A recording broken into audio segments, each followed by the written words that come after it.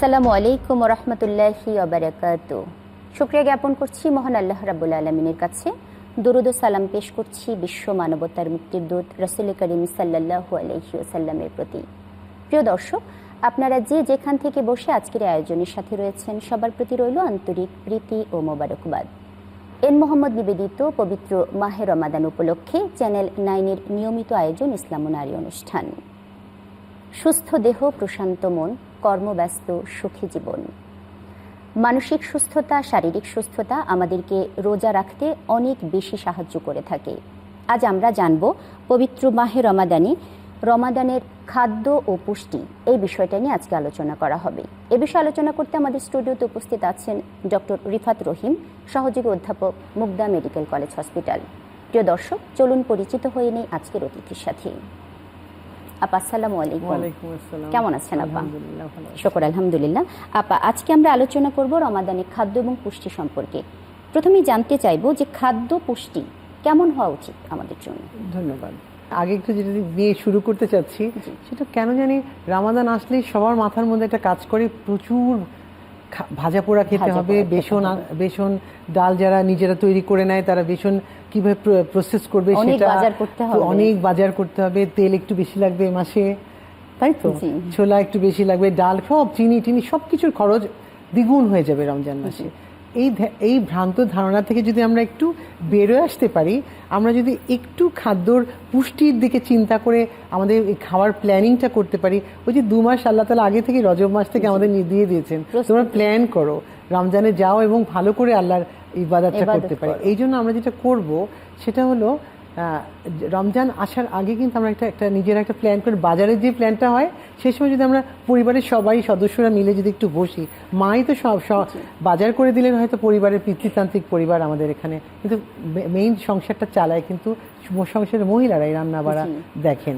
তো সেই ক্ষেত্রে যদি একটু সবাই একটু এই ভ্রান্ত ধারণা থেকে বেরিয়ে আসতে পারি যে ভাজা পোড়াগুলো একটু এবার আমরা কম খাবো, এবার আমরা সুস্থভাবে রোজা রাখবো, তাহলে আমাদের যেটা প্ল্যান হওয়া উচিত, আমরা সাহরি বলেন, ইফতার বলেন, যেখানেই হোক আমরা ব্যালেন্স ডায়েট খাবো। কি থাকবো তাতে আমার কার্বোহাইড্রেট থাকবে, প্রোটিন থাকবে, ফ্যাট থাকবে, ফলমূল থাকবে, একটু সবজি থাকবে, গ্রিন ভেজিটেবল থাকবে, প্রচুর পানীয় থাকবে, পানি এবং পানীয় খাবার।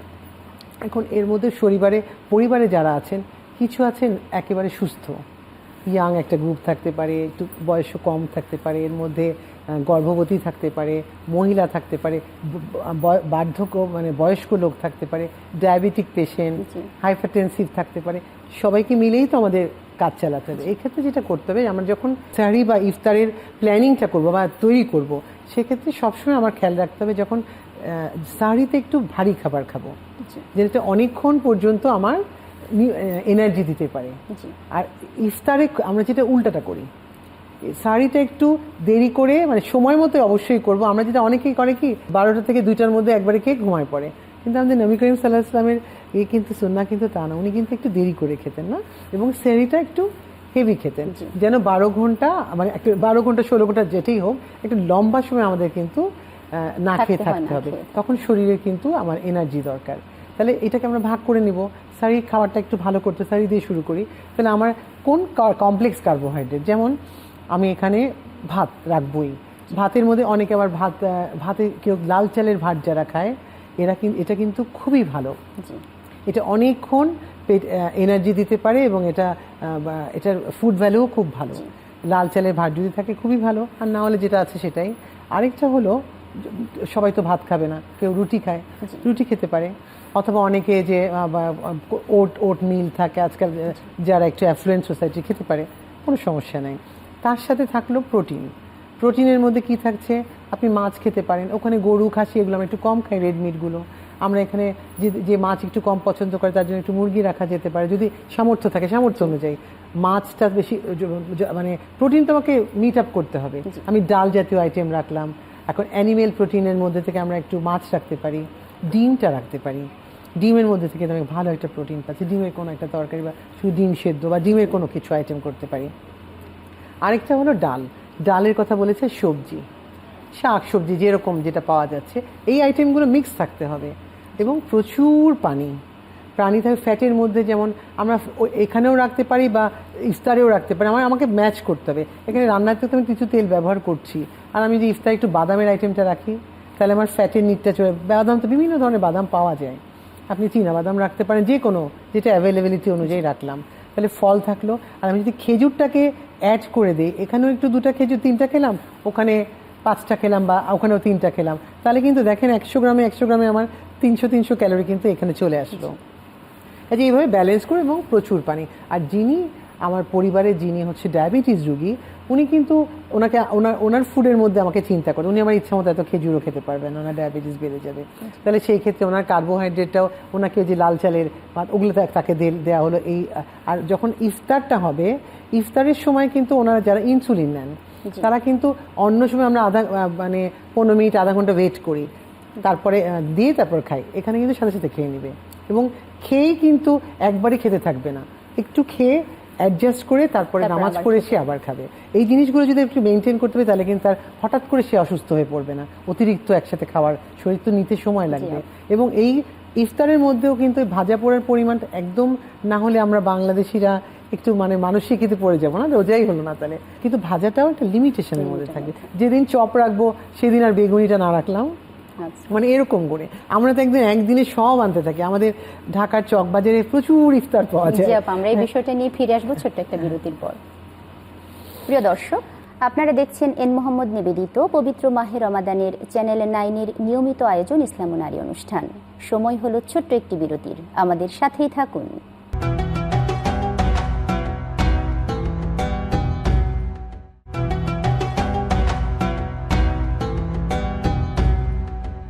প্রিয় দর্শক, বিরতির পর আবারও স্বাগত জানাচ্ছি এন মোহাম্মদ নিবেদিত ইসলাম ও নারী অনুষ্ঠানে। সাথে থাকার জন্য ধন্যবাদ জানিয়ে ফিরে যাচ্ছি অতিথির কাছে। আপা, আবারও ধন্যবাদ জানাচ্ছি ইসলাম ও নারী অনুষ্ঠানের পক্ষ থেকে। আপা, ডায়াবেটিক্স রোগীদের কেমন খাবার খাওয়া উচিত এই বিষয়টা বলছিলেন। ডায়াবেটিস যাদের আছে তারা যদি তারা রোজা কন্টিনিউ করেন, তাহলে সেই ক্ষেত্রে তারা সাহরি এবং ইফতার তো তারা খাবেই। খাওয়ার মাঝখানে ইফতারের পরে যে সময়টা থাকে, তখন কেউ আবার ডিনার স্কিপ করে।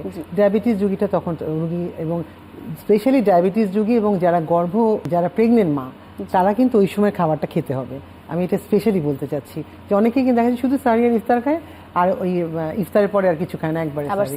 কিন্তু মাঝখানে কিন্তু একটু তাদের নিতে হবে, একটা হালকা কোনো খাবার হলেও, ডিনার হলে ডিনার, হালকা খাবার হলে তাদের একটু খেতে হবে, ডায়াবেটিস রোগী এবং স্পেশালি যারা গর্ভস্থ মা, কারণ তাদের তো দেখা যাবে ডায়াবেটিস আবার ব্লাড সুগার বেশি কমে যাবে।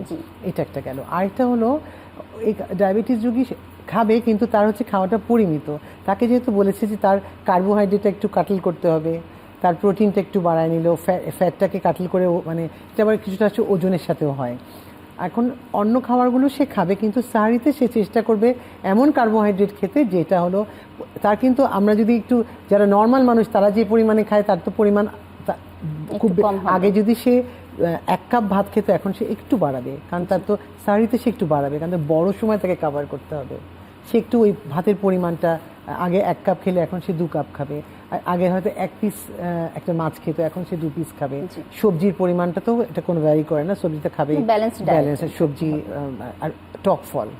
সে তো মিষ্টি জাতীয় ফল খেতে পারছে না। আর তাদের ক্ষেত্রে যেগুলো আমরা নর্মালি যেমন শরবত খাই, ইফতার করে রোজাটা খুলেই আমরা শরবতটা খাই, সে ডাবের পানি খেলো, বা কোনো লেবু পানি খেলো, তার একটা অল্টারনেট তাকে ব্যবস্থা করে নিতে হবে। এটা একটা। আর হলো, একটু খেজুরের কথাটা বলতে চাচ্ছি স্পেশালি, কারণ খেজুরটা যে বললাম যে 100 গ্রাম খেজুরে 300 ক্যালোরি, এবং এর মধ্যে কী কী আছে দেখেন, কার্বোহাইড্রেট আছে। এটা গ্লুকোজ ফ্রুক্টোজ 2 রকম কার্বোহাইড্রেট আছে, যেটা খুব ইজি অ্যাবজর্ব হয়ে যায় শরীর গ্রহণ করে নেয় খুব ভালোভাবে। প্রোটিন আছে, ক্যালসিয়াম আছে, তারপর হচ্ছে এটার মধ্যে হচ্ছে মিনারেলসের মধ্যে পটাশিয়াম আছে, তারপর হচ্ছে এর মধ্যে পটাশিয়াম কিন্তু হার্টের জন্য ভালো। আরেকটা হচ্ছে সবচেয়ে বড় কথা, এর মধ্যে আয়রন আছে। যাদের আয়রন ডেফিসিয়েন্সি থাকে, যেসব মায়েরা গর্ভকালীন অ্যানিমিয়াতে, রক্তশূন্যতায় ভুগে, তাদের কিন্তু আমরা সবসময় বলি যে আপনারা খেজুর খাবেন, খাদ্য তালিকায় খেজুর রাখবেন। এবং স্পেশালি মহিলারা কিন্তু একটু রক্তশূন্যতায় ভোগে বেশি, তাদের মেনস্ট্রুয়াল লস হয়, প্রেগনেন্সির সময় একটা লস হয়, আবার ঠিকমতো ব্যালেন্স খাবার খেতে তারা অভ্যস্ত থাকে না। তাদের জন্য স্পেশালি বলছি, আপনারা আপনাদের খাদ্য তালিকায় খেজুরটা রাখবেন। খেজুর খেলে কোষ্ঠকাঠিন্য, মেয়েরা একটু কনস্টিপেশনে ভোগে বেশি, এটার মধ্যে ফাইবার আছে, দেখেন যারা খেজুর খায় তাদের কিন্তু কনস্টিপেশন কম হয়। তবে যারা রেগুলার খেজুর খাচ্ছে, খেজুর কিন্তু জরায়ুর মুখের উপরেও এর কাজ আছে, জরায়ুর মুখটাকে ও মানে সফট করে, যেটাকে আমরা ইফেসমেন্ট বলি। লেবারে যাওয়ার আগে মানে শেষের গর্ভ মানে যখন একদম এক্সপেক্টেড ডেটের দিকে চলে যাচ্ছে, প্রসবের আগে দিয়ে যাচ্ছে, তখন একদম রেগুলার সে খেজুরটা, যদি তার ডায়াবেটিস না থাকে তাহলে সে খেজুরটা নিয়মিত খাবে। আমরা ইফতারে কোন ধরনের খাবার খেতে পারবো? ইফতারে যে আমি যেটা বললাম, আমরা কার্বোহাইড্রেট, প্রোটিন, ফ্যাট থাকবে, ভাজা পোড়াটা একটু কমানোর চেষ্টা করব। আমাদের যে একটা প্রচলিত যে একটা ধ্যান ধারণা আছে যে রোজা আসলেই ভাজা খেতে হবে, না করে আমরা যদি একটু, আমি যদি ভাত খেয়ে ভালো থাকি তাহলে একটু ভাতের আইটেমই খাই, আমি যদি রুটি খেয়ে ভালো থাকি রুটি একটু সবজি দিয়ে খেলাম বা একটু ডিম দিয়ে খেলাম, আমাদের ওইটা থেকে যদি বেরোয় আসতে পারি দেখবেন আমরা সুস্থ থাকবো এবং রোজা রাখতে পারবো। বা চিরা দই খেতে পারি, মানে আমি তো ব্যালেন্স করছি, দইয়ের মধ্যে আমার এটা ডেয়ারি প্রোডাক্ট, এর মধ্যে প্রোটিন আসতেছে, আমি কোনো এই যে ফল রাখতেই হবে। আর আপনি যদি 3টা খেজুর খান তাহলে কত ক্যালোরি চলে আসলো।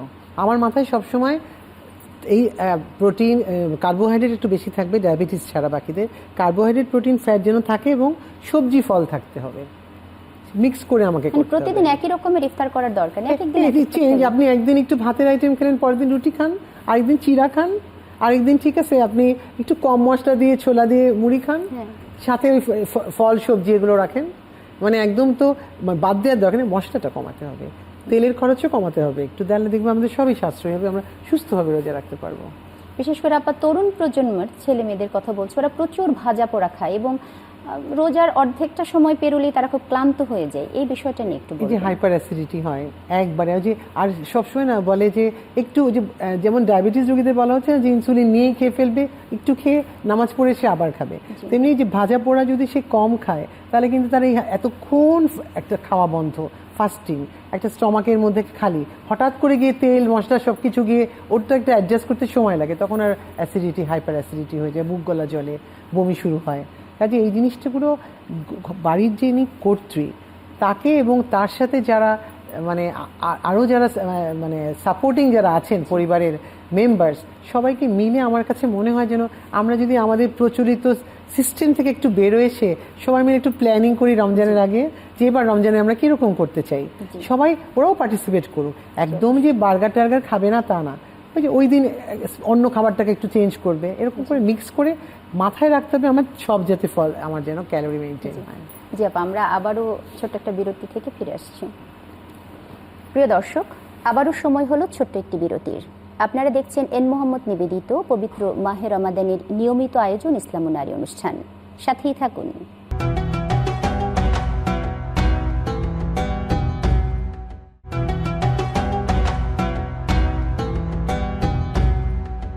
প্রিয় দর্শক, বিরতির পর আবারও স্বাগত জানাচ্ছি এন মোহাম্মদ নিবেদিত পবিত্র মাহে রমাদানের নিয়মিত আয়োজন ইসলাম ও নারী অনুষ্ঠান।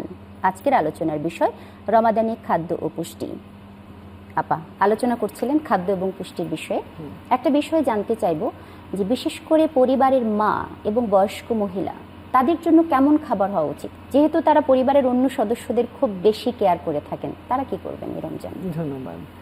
হয় কি, একটা মা যখন একটা পরিবারের কর্ত্রী হিসেবে সব কাজ মানে করে টোরে সবাইকে খাইয়ে মায়ের ভাগ্যে কিন্তু শেষমেশ আর খুব ভালো কিছু জোটে না, কিন্তু পরিবারের অন্য যারা আছেন মেম্বার তাদের এটা খেয়াল রাখতে হবে, মাকেও একটু খেয়াল করতে। সে যদি যিনি গাড়ির যিনি ড্রাইভার তিনি যদি অসুস্থ হয়ে যান, গাড়ি তো ঠিক মতো চলবে না, কাজে ড্রাইভারকে কিন্তু আমার সুস্থ রাখতে হবে না, তাকে ঠিক মতো চালানোর জন্য ভালোভাবে রাখতে হবে। কিন্তু সেই ক্ষেত্রে মা যেটা যেহেতু একটা যদি পোস্টমেনোপজাল মহিলা হয় যার মাসিক বন্ধ হয়ে গেছে ঋতুস্রাব, তার নিড কিন্তু একটু ডিফারেন্ট, তার কিন্তু একটু ক্যালসিয়াম বেশি লাগবে, তার একটু রক্তশূন্যতাও থাকতে পারে, তার সেই ক্ষেত্রে দেখা যায় তার হাতে পায়ে দেখবেন মায়েদের সব সময় এসে বলবে যে তার হাঁটু ব্যথা, কোমরে ব্যথা, হাঁটতে পারছে না। তো এই জিনিসগুলো রমজানে যে শুধু এসে দেখা দিচ্ছে তা না, এটা কন্টিনিউয়াসলি চলতে থাকে। আর রমজানে যদি একেবারে অনেকটা সময় না খেয়ে থাকে তা আরও বেড়ে যাবে। কাজে এই জিনিসটা খেয়াল রাখতে হবে যে আমরা যেমন মানে কার্বোহাইড্রেট, প্রোটিন, ফ্যাট সব কিছু দিচ্ছি, এই মায়ের জন্য কিন্তু একটু ক্যালসিয়ামটা বেশি রাখতে হবে। ক্যালসিয়াম কোথায় বেশি আছে, একটা তো আমরা একবার খেজুরে তো আছেই, তাছাড়া সে দুধটা তার জন্য একটু দুধ জাতীয় যে ডেইরি প্রোডাক্ট যেগুলো আছে, দুধ, দই, অনেকে দুধ খেতে পারে না, সে ছানা করে খেতে পারবে, দই খেতে পারে, মানে আরেকটা হলো যে ডিমটা তার খাদ্য তালিকায় যেন থাকে। অবশ্যই রাখতে মানুষের একটা ধারণা আছে ডিম মোটা করে ফেলবে, ডিম প্রেশার বাড়ায়, এই কথাগুলো আসলে একটু ভুল ধারণা।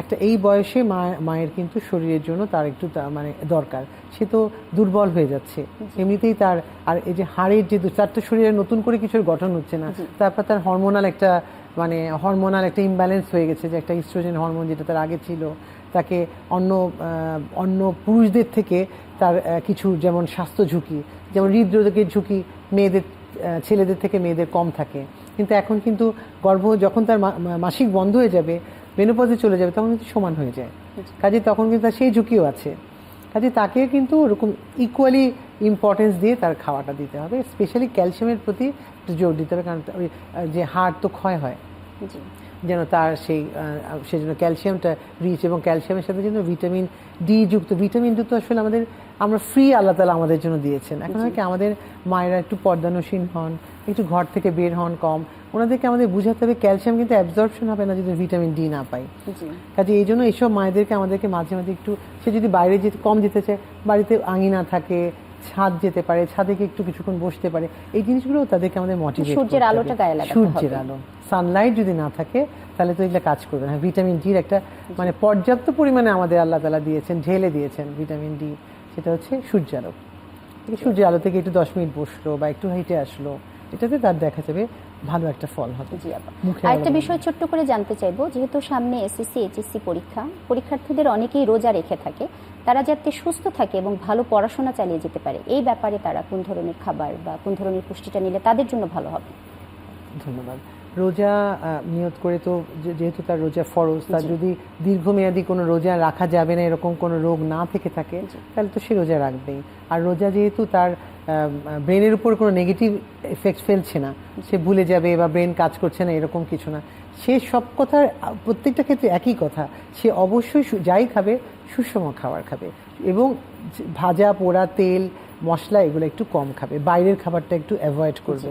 তাতে হয় কি, এখন তো তার সামনে পরীক্ষা, এমনি তার শরীরের মধ্যে একটা আলাদা স্ট্রেস তো আছেই, তো সেই ক্ষেত্রে তার হজম শক্তিও কিন্তু স্ট্রেসে একটু, মানুষ যখন খুব চিন্তাগ্রস্ত থাকে তখন কিন্তু তার ঘুমে একটু ডিস্টার্ব হয়, তার কিন্তু একটু খাওয়া হজমও কম হয়, এটা একটা সাথে রিলেটেড।